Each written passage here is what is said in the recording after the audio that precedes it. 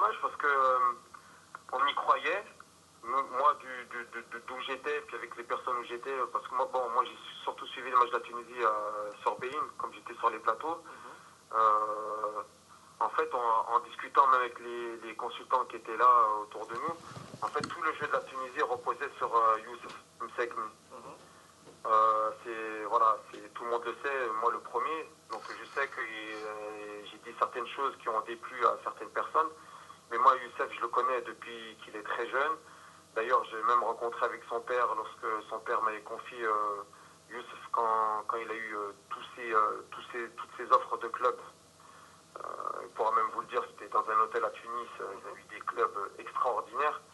Et Youssef, c'est un talent pur, c'est un Neymar tunisien. Voilà. Tout ce que fait Neymar, Youssef est capable de le faire. C'est un phénomène.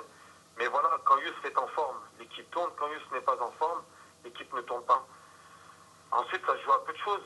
Ça joue à peu de choses. Le remplacement d'Abdelnour à gauche, qui n'avait pas joué à gauche depuis des années, depuis qu'il joue à l'Étoile avec moi, il n'avait jamais joué à gauche. Alors que pour moi, Marloul avait fait une très très belle Coupe d'Afrique. Et notre point fort, c'était le côté gauche. Hein. Il y a pas, avec Marloul et Youssef Msegni, c'était notre point fort en sélection. Donc là, sur le choix de Kasperzak, j'ai pas trop compris pourquoi mettre Abdelnour à gauche. Et qui a d'ailleurs facilité la tâche à l'autre équipe. Après, voilà, après ça joue à peu de choses. Le deuxième but où tu n'as personne en couverture, alors qu'il te reste 15 minutes. Il faut virer tout le monde. Il faut virer tout le monde. Il faut virer la tête. Tu retrouveras plus jamais un homme comme Hamoud Ben Ammar. Ça, c'est la crème de la crème, c'est le top du top. Avant d'être un président, c'était un être humain extraordinaire. Très proche des joueurs, très proche de son public, très proche des médias aussi, qui savait parler. Voilà. Et il n'y a pas de secret.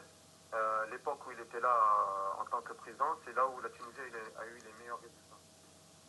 Rappelez, c'est Hamoud. Lui, il serait OK pour revenir. Moi, j'en ai discuté plusieurs fois avec lui, il serait capable de revenir.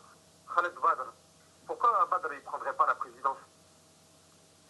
Directeur technique et sportif d'un grand club en Arabie Saoudite, un très très grand manager et qui a la culture du football et qui aime le football et qui vit en Tunisie et qui connaît tous les rouages de la Tunisie. Hein. Pourquoi pas Khaled Badr, président de la fédération?